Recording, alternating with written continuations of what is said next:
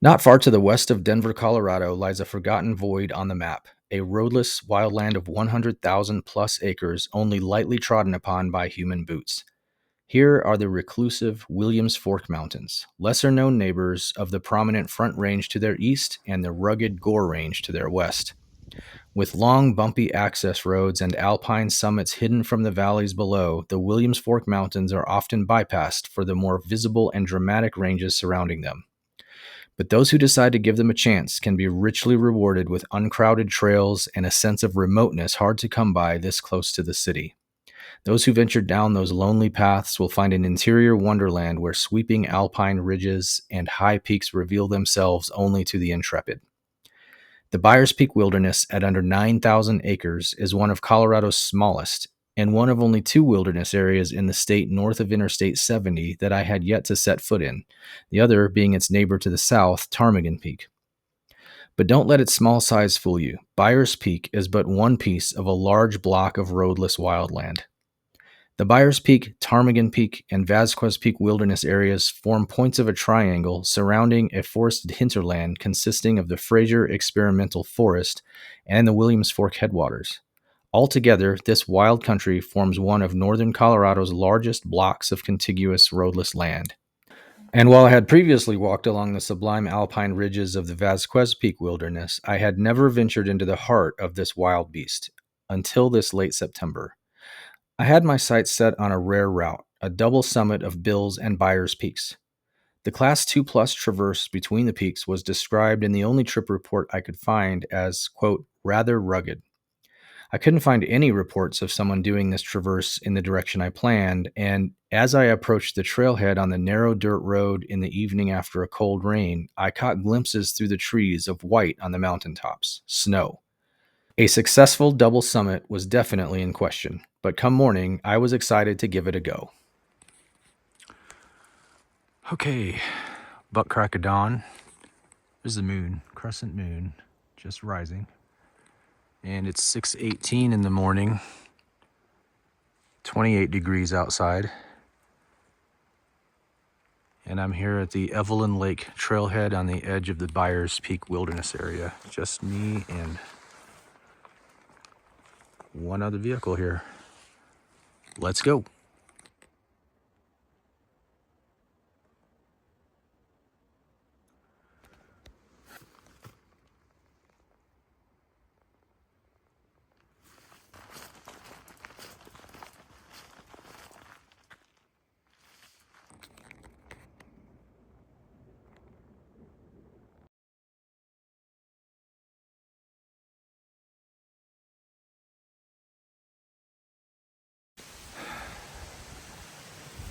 All right, y'all, it's 7 o'clock in the morning, 1.2 miles in and 500 feet up.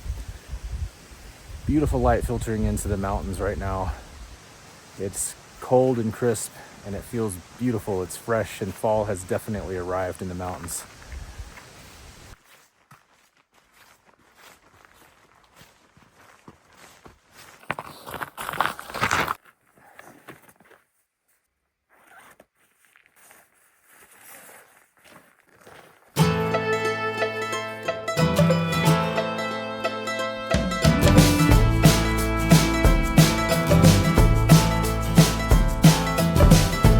Don't suppose I could persuade you now, after all that we've been through. Where I wish to go you won't allow, deny it but you know it's true. You're always right. I've been dreaming of the night, dreaming of the night. Are you dreaming of the night, like I've been dreaming of the night?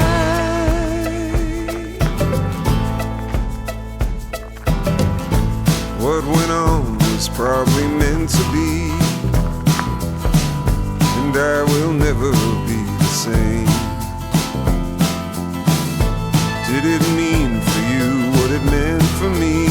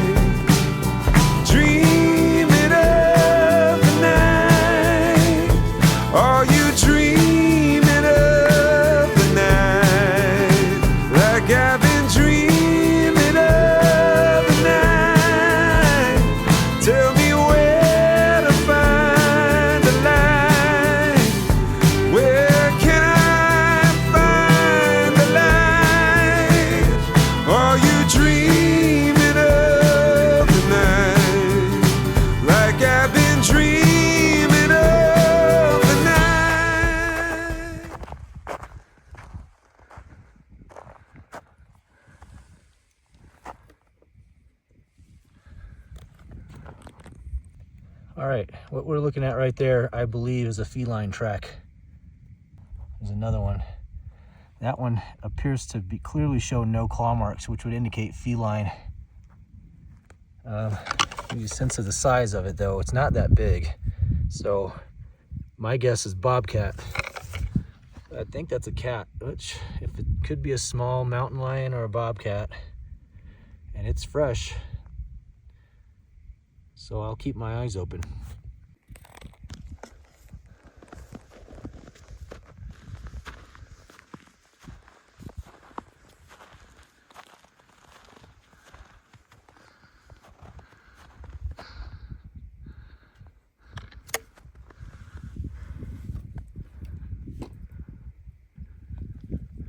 Byers Peak, headed for this beautiful ridge walk here.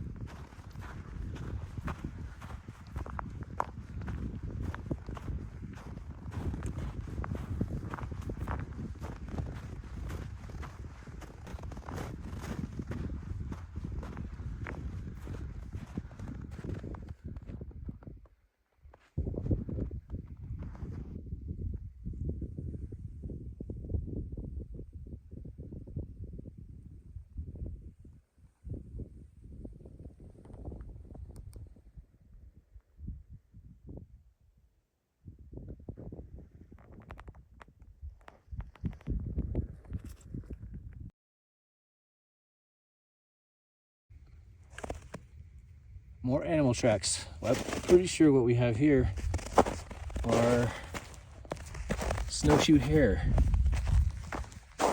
Was just going down the trail.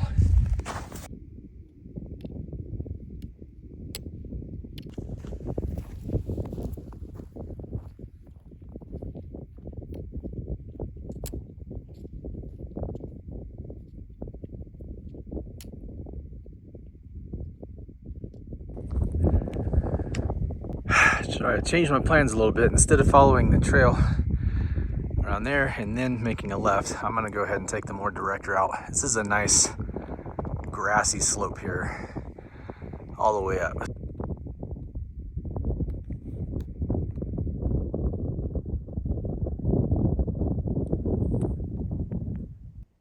Standing at the summit of Byers Peak, peak number 1, 12,694 feet.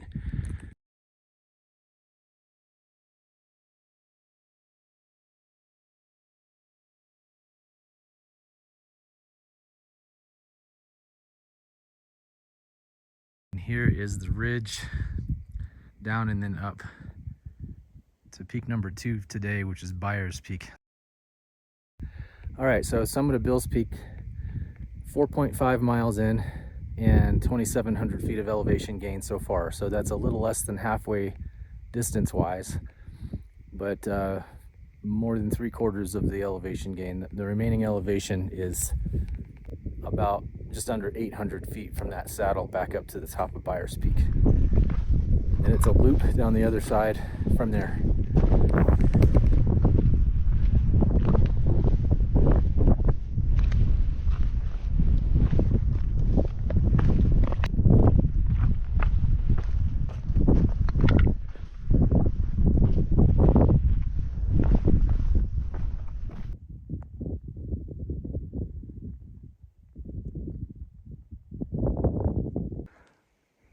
All right, so this traverse down from Byers over to the saddle has gotten pretty interesting, pretty rugged. I've made a false start attempt to stay high on this ridge, but decided to turn back. Just wasn't comfortable with it, so I'm gonna climb down. I hate climbing below a saddle and back up, but I think my safer bet is to down climb this bit of scree here and bypass this ruggedness here, because I could tell from above that it looks like you can get around it. All right, I'm down, not quite to the saddle, but nearing it, and I think the worst is over. That was not fun. I don't know if it comes through in the camera here, but that was within my comfort zone, but not by much. I did go down around that serrated ridge, but this is just a lot of loose scree. And then just got to traverse this now to the saddle, which is right there, and then make my way up Byers Peak there. All right, made it to the saddle, another milestone. It doesn't look that bad from here, but that was pretty, quote, rather rugged to get around that spot you can't see in there is what the most rugged part is, and I climbed down and around that. That's Bill's Peak there. We're looking into part of the Fraser Experimental Forest area, and then on the other side of that ridgeline is the Vasquez Peak Wilderness area. And then panning around here is what I have ahead of me. The climb about 700 feet from here, a little more than that maybe, to the top of Byers Peak. That doesn't look bad. Panning around here, I came up on the other side of this ridge here to get to the summit approach to Bill's Peak, which is on the other side of that ridge there.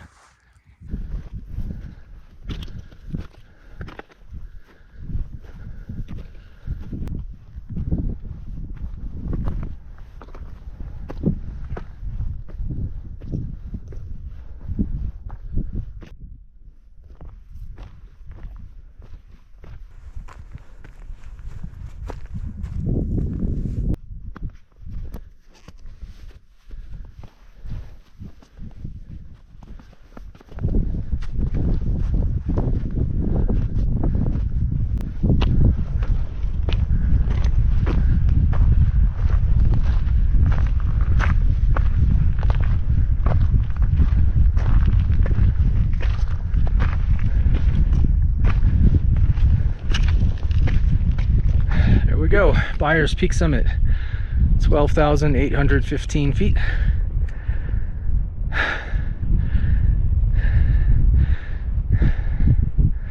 It's all downhill from here, but the challenge isn't over because I still have some class 2 plus down climbing to do off the top of Byers.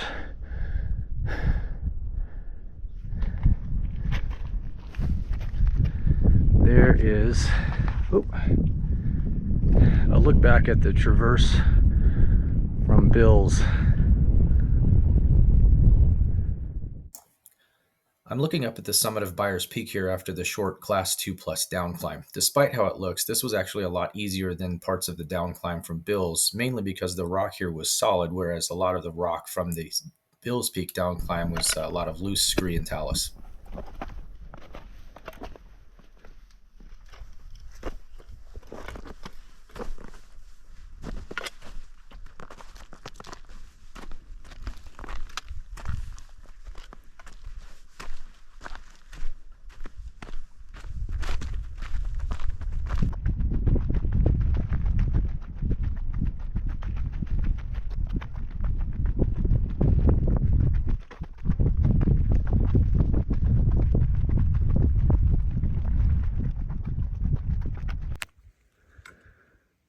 Okay, so there used to be, because there's a sign here, this is a trail junction, there used to be a trail right at my feet. There's a cairn there that goes this way. All right, so as I thought, what might happen is as soon as I dip back into the trees, a faint remnant of the old trail reappeared. So, back on a trail, at least somewhat of a trail. It's very faint. There's the summit of Byers Peak through the trees there. It looks so big and rugged. I was just up there on the top of that thing about an hour ago. Beautiful part of the trail here. It's kind of nice.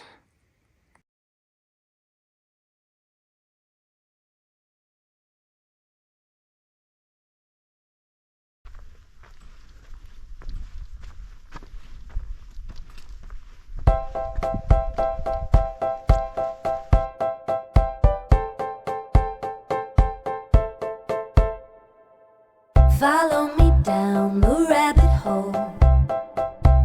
I'll take you down this crazy road. Nothing we've ever done before. That that doesn't matter anymore.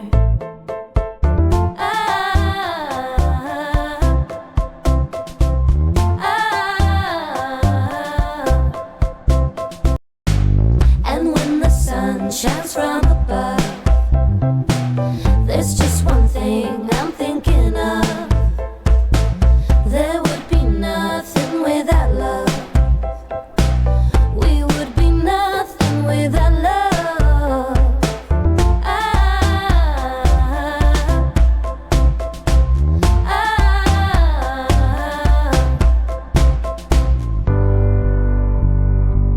Let's build a house to call our own. Watch all the